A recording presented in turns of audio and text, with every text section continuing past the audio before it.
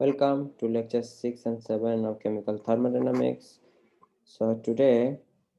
let us discuss what is the thermochemical reaction is all about. So ପିଲାମାନେ thermochemical reaction କ'ଣ ନା ଦେଖ ମୁଁ ଗୋଟେ reaction ଟେ ଦେଇଛି 2KClO3 ବ୍ରାକେଟରେ ଲେଖିଲି solid dissociate ହେଇକି ମୋତେ ଦେଲା 2KCl solid plus 3 mole of oxygen gas ଏଠି ମୁଁ delta H ଲେଖିଲି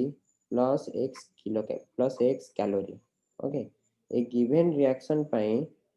ତମେ ଏଠି କ'ଣ ସବୁ ଦେଇଛି ଦେଖିଲ ଏ ପ୍ରୋସେସ ରେ କେତେ ହିଟ୍ ଚେଞ୍ଜ ହେଇଛି ଦେଇଛି ଏଠି ଯୋଉ ରିଆକ୍ଟାଣ୍ଟ ଆଉ ପ୍ରଡକ୍ଟ ଅଛନ୍ତି ୟାଙ୍କର ଫିଜିକାଲ ଷ୍ଟେଟ୍ ବି ଦେଇଦେଲା ଠିକ ଅଛି KClO3 solid ଅଛି KCl solid ଅଛି O2 gas ओके और रिएक्शन टा ଯଦି ଦେଖିବ ଏ रिएक्शन ଟା ଗୋଟେ balanced chemical reaction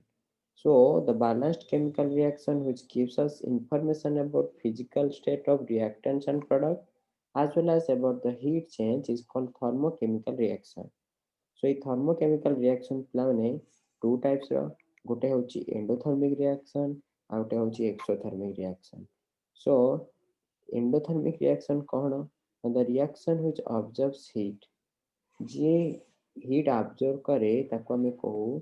ସେ reaction କୁ endothermic reaction ତମେ ଯଦି reaction profile ଦେଖିବ reactant ଏଇଠି ଅଛି ଓକେ product ଦେଲା এইটা ହେଲା reactant ର enthalpy এইটা ହେଲା product ର enthalpy ତ ତମେ ଦେଖ ଯେହେତୁ এই reaction ଟା proceed ହବା ପାଇଁ ଯୋଉମାନେ heat require କରୁଛନ୍ତି heat absorb କଲେ reaction ଟା ଆଗକୁ ଯିବ ତା ମାନେ ଆମେ ଏଠି ଦେଖିଲେ product ର enthalpy ହେଲା ଅଧିକା ତ ମୁଁ କହିପାରିବି delta H ମୋର ହବ କ'ଣ ନା H product minus H reactant okay for a given reaction delta H କ'ଣ H product minus H reactant ତ ଯେହେତୁ H product ଟା ଭ୍ୟାଲୁ ଅଧିକା ହେଲା ତାହେଲେ ଏଇ ଭ୍ୟାଲୁଟା ଓଭରଅଲ୍ କ'ଣ ହବ ନା ପଜିଟିଭ ହବ ବୁଝିହେଲା ଯେହେତୁ ଏଇ ଏଣ୍ଡୋଥର୍ମିକ ରିଆକ୍ସନରେ ହିଟ୍ ଆବଜର୍ବ ହେଲେ ରିଆକ୍ସନ ହେଉଛି ତାହେଲେ ଆମେ କହିପାରିବା କ'ଣ ନା ରିଆକ୍ଟାଣ୍ଟ ମାନେ ହେଲେ ଷ୍ଟେବଲ ଏମାନଙ୍କ ଭିତରେ ଥିବା ବଣ୍ଡ ଆମେ ଭାଙ୍ଗିବା ପାଇଁ ହିଟ୍ ନିଡ୍ କରୁଛୁ ତ ଆମେ କହିପାରିବ stability of reactant is greater than the stability of the product ବୁଝିପାରିଲ ଏତିକି ତ ମୁଁ ମନେ ରଖ ଯଦି ଆମେ ଏମିତି କିଛି ରିଆକ୍ସନ ପ୍ରୋଫାଇଲ ଦେଖିବା ଯିଏ ବଟମରେ ଥିବ ତାକୁ ଆମେ କହିବା ମୋର ଷ୍ଟେବଲ ଯେମିତି ଏଠି ରିଆକ୍ଟାଣ୍ଟ ତଳେ ଅଛି ପ୍ରଡକ୍ଟ ଉପରେ ଅଛି the reactant is more stable than the product କିଛି କମନ ଏଣ୍ଡୋଥର୍ମିକ ରିଆକ୍ସନର ଏକ୍ସାମ୍ପଲ ଦଉଛି ତମର ଡିସୋସିଏସନ ରିଆକ୍ସନ ଫ୍ୟୁଜନ ରିଆକ୍ସନ ମାନେ ତମର ସଲିଡଟା ଲିକ୍ୱିଡ ହେଉଛି ଭେପରାଇଜେସନ ଲିକ୍ୱିଡଟା ଗ୍ୟାସ୍ ହେଉଛି ସବ୍ଲିମେସନ ସଲିଡଟା ଡାଇରେକ୍ଟ ଗ୍ୟାସ୍ ହେଇଯାଉଛି ସେ ସବୁ ପ୍ରୋସେସରେ ହିଟ୍ ଏମାନେ ରିକ୍ୱାର କରନ୍ତି ବା ହିଟ୍ ଆବଜର୍ବ କରନ୍ତି କମନ ଏକ୍ସାମ୍ପଲ ତମେ ଜାଣିଥିବ ଛୁଆ ଫଟୋସିନ୍ଥେସିସରେ ବି ତମର ଲାଇଟ୍ ଆବଜର୍ବ ହୁଏ ଲାଇଟ୍ ଆବଜର୍ବ ହେଲେ ଯାଇକି ତମର ଫଟୋସିନ୍ଥେସିସ୍ ହୁଏ ତ ଫଟୋସିନ୍ଥେସିସ୍ ବି ଏଣ୍ଡୋଥର୍ମିକ ରିଆକ୍ସନ ତାହେଲେ ଆମେ ଏଇ ଏଣ୍ଡୋଥର୍ମିକ ରିଆକ୍ସନକୁ କେମିତି ରିପ୍ରେଜେଣ୍ଟ କରିବା ଦେଖ ମୁଁ ସେକେଣ୍ଡ ସ୍କିମ୍ଟା ଦେଖ A plus B plus heat କାରଣ ଏଠି ଆମେ ହିଟ୍ ଆଡ୍ କରୁଛୁ ତ ମୁଁ ଏପଟେ ଲେଖିବି ପ୍ଲସ୍ x କ୍ୟାଲୋରି ଦେଲା ମୋତେ ପ୍ରଡକ୍ଟ C ଆଣ୍ଡ D ତ ଯେହେତୁ ମୁଁ ଏଠି ପ୍ଲସ୍ x କ୍ୟାଲୋରି ଲେଖିଲି ତ ମୁଁ ସେପଟକୁ ନେଇ ଲେଖିପାରିବି ମାଇନସ୍ x କ୍ୟାଲୋରି ହଁ ନା ନାହିଁ ଲେଖିଦେଲି ମୁଁ ସବୁଠୁ ବେଟର ୱେ କେମିତି ରିପ୍ରେଜେଣ୍ଟ କରିବି ଏଣ୍ଡୋଥର୍ମିକ ରିଆକ୍ସନକୁ ମୁଁ ଲେଖିଦେବି A ପ୍ଲସ୍ B ଦେଲା ମୋତେ C ପ୍ଲସ୍ D କମା ଦେଇକି ଲେଖିଦେବି ଡେଲ୍ଟା H ହେଲା ମୋର ପ୍ଲସ୍ x କ୍ୟାଲୋରି ତ ମୁଁ ଏଠି କ'ଣ କହିଲି ନା ଏଣ୍ଡୋଥର୍ମିକ ରିଆକ୍ସନ କ'ଣ ଡେଲ୍ଟା H ଭ୍ୟାଲୁ ପଜିଟିଭ ହୁଏ ଏଣ୍ଡୋଥର୍ମିକ ପାଇଁ ଷ୍ଟାବିଲିଟି ଏଠି ରିଆକ୍ଟାଣ୍ଟର ଅଧିକା କିଛି କମନ ଏଣ୍ଡୋଥର୍ମିକ ରିଆକ୍ସନର ଏକ୍ସାମ୍ପଲ ଦେଲି ଆଉ କେମିତି ଏଣ୍ଡୋଥର୍ମିକ ରିଆକ୍ସନକୁ ରିପ୍ରେଜେଣ୍ଟ କରିବା ସେଇଟା ବି କହିଲି ତ ଠିକ୍ ସେମିତି ଏକ୍ସୋଥର୍ମିକ ରିଆକ୍ସନ କ'ଣ କହିବି ଏକ୍ସୋଥର୍ମିକ ରିଆକ୍ସନ କ'ଣ ନା ଦ ରିଆକ୍ସନ ହ୍ୱିଚ୍ ଇଭଲ୍ଭସ୍ ହିଟ୍ ମାନେ ଯେଉଁ ରିଆକ୍ସନ ଏଣ୍ଡ ହେଲେ ତମର ହିଟ୍ ଇଭଲ୍ଭ ହୁଏ ତାକୁ ଆମେ କହିବା ଏକ୍ସୋଥର୍ମିକ ରିଆକ୍ସନ ବୁଝିହେଲା ତ ଏଠି ତମେ ଯଦି ରିଆକ୍ସନ ପ୍ରୋଫାଇଲ ଦେଖିବ ରିଆକ୍ଟାଣ୍ଟ ଅଛି ଉପରେ ପ୍ରଡକ୍ଟ ଅଛି ତଳେ ଯେହେତୁ ଏଟା ଏକ୍ସୋଥର୍ମିକ ରିଆକ୍ସନ ମାନେ ରିଆକ୍ସନ ପରେ ଯାଇକି ତମର ହିଟ୍ ରିଲିଜ ହେଉଛି ଆଉ ଏଠି ତମକୁ ଅଧିକା ହିଟ୍ ଦରକାର ନାହିଁ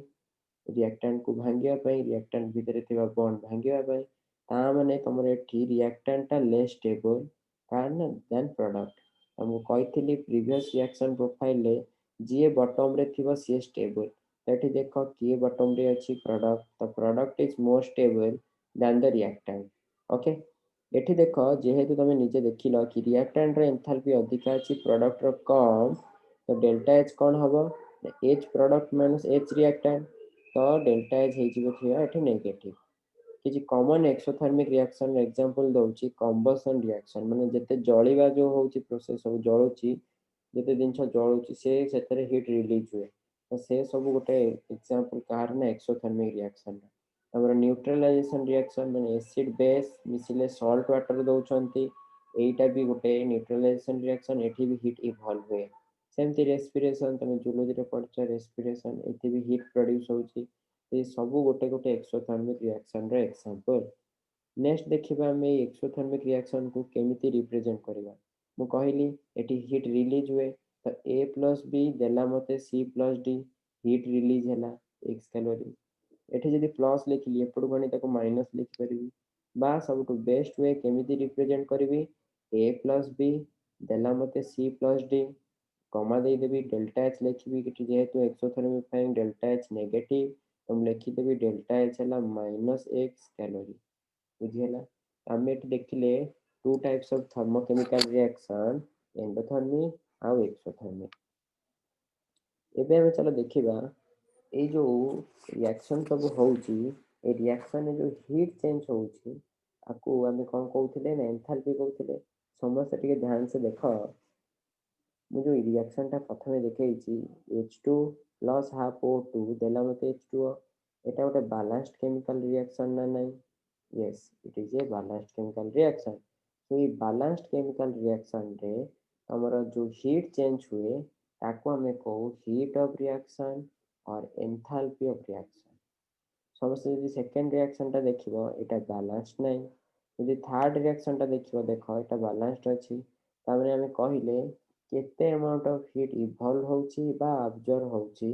यदि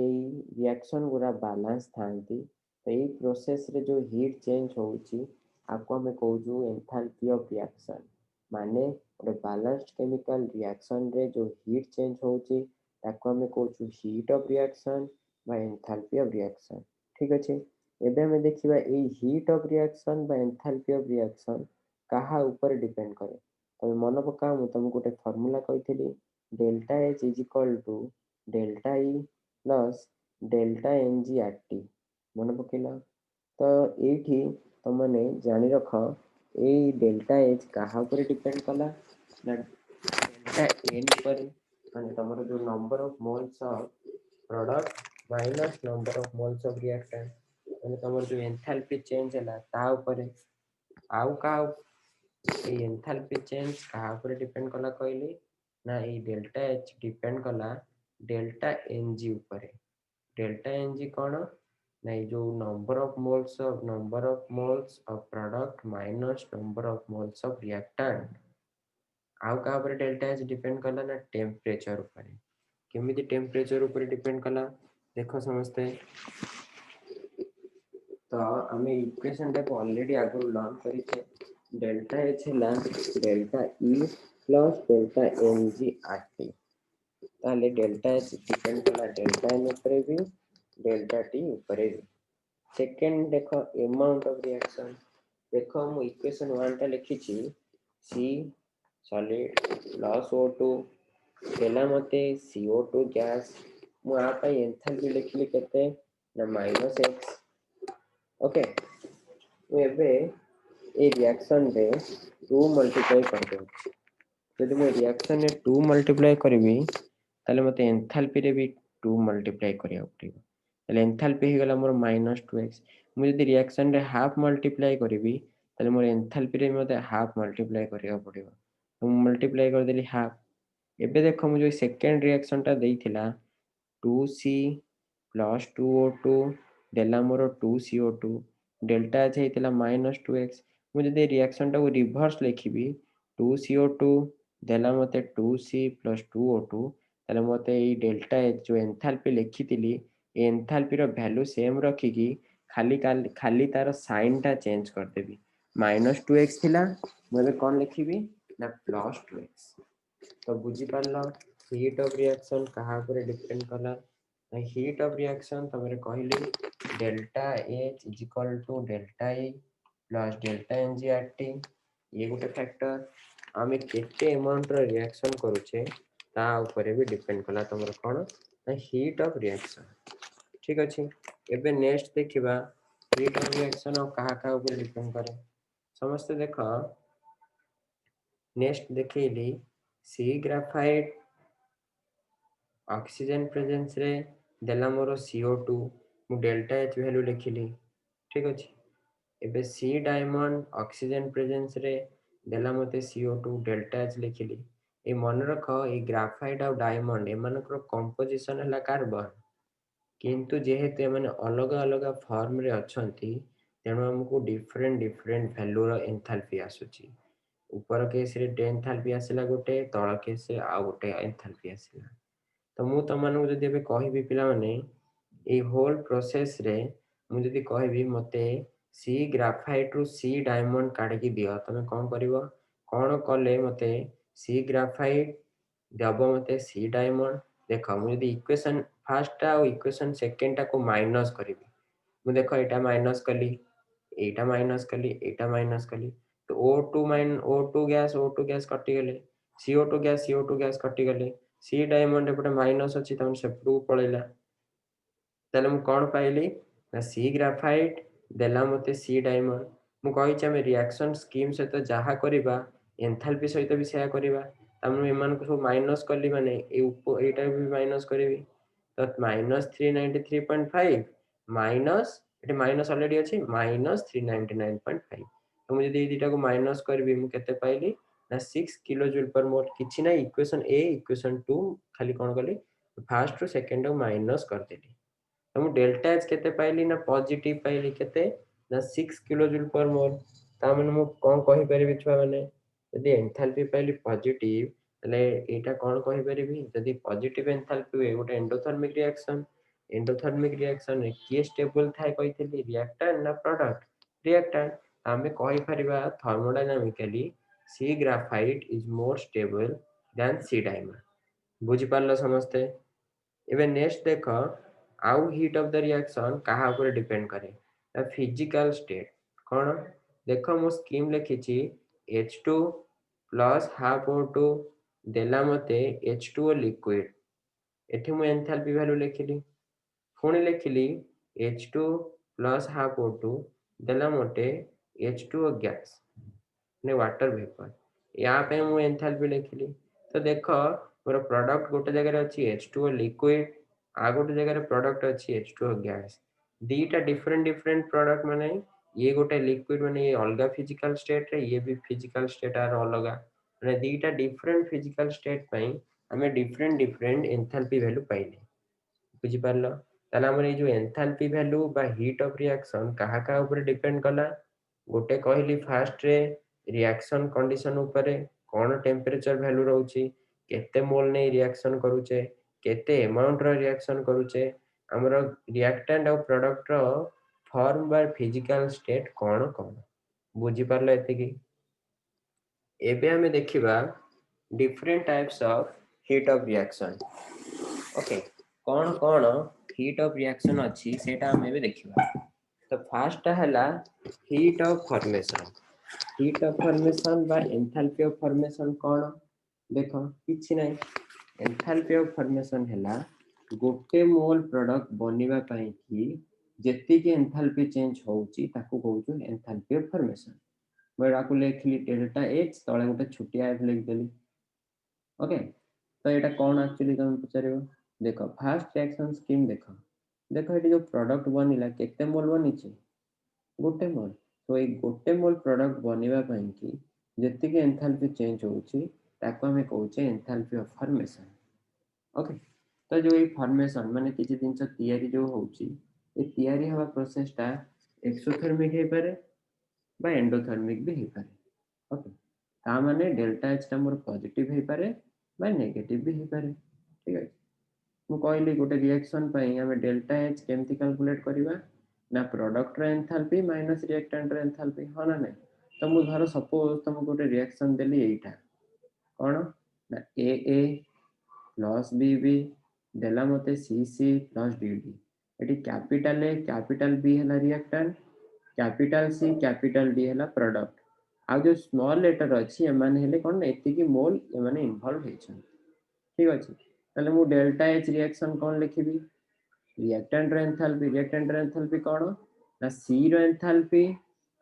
रिएक्टेंट सॉरी प्रोडक्ट एंथैल्पी तो मु डेल्टा एच कौन लिखिबी ना product enthalpy minus reactant enthalpy तो प्रोडक्ट एंथैल्पी कौन ना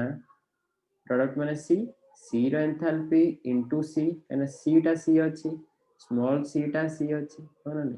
तो small C into capital C रो enthalpy plus small D into capital D रो एंथैल्पी ये हला प्रोडक्ट पळैला माइनस एपटे रिएक्टेंट रो एंथैल्पी देखिबा कोन ना स्मॉल ए इनटू ए रो enthalpy small B into B रो एंथैल्पी तो आमे किछि नै कौन करिया मु धर तुमको एठी लिखिली ए रिएक्शन स्कीम देखैली देखो सब कर्सर रखौची जोठी एठी जदि मु डेल्टा एच पचारि तमे कौन कहबो HNO3 रो एंथैल्पी माइनस ब्रैकेट दबो हाफ इनटू H2 रो enthalpy plus half into N2 रो एंथैल्पी प्लस 3/2 इनटू O2 रो एंथैल्पी एंति लिखिबो तो सेटा हिला आर एप्लीकेशन ओके हम एठी कोन देखिले एंथैल्पी ऑफ फॉर्मेशन कोन गोटे मोल सब्सटेंस फॉर्म हवा पई की केते हीट चेंज होउची ताको हमें कहले एंथैल्पी ऑफ फॉर्मेशन ओके एबे नेक्स्ट देखिबा एंथैल्पी ऑफ कंबशन कोन किछि नै एटा भी सैया गोटे मोल सब्सटेंस जळिले बर्न हेले केते हीट प्रोड्यूस होउची केते हीट इवॉल्व होउची ताको हमें कहउचे कोन ना एंथैल्पी ऑफ कंबशन ठीक अछि तो सेम जी देखो एबे समझते मैं गोटे रिएक्शन स्कीम लिखिली सी ग्राफाइट केते मोल अछि गोटे मोल सो गोटे मोल सब्सटेंस ऑक्सीजन प्रेजेंस रे जळिला देला मते CO2 ए प्रोसेस रे जो हीट इवॉल्व होउची आको हमें कहउचे एंथैल्पी ऑफ कंबशन बा हीट ऑफ कंबशन बुझियला।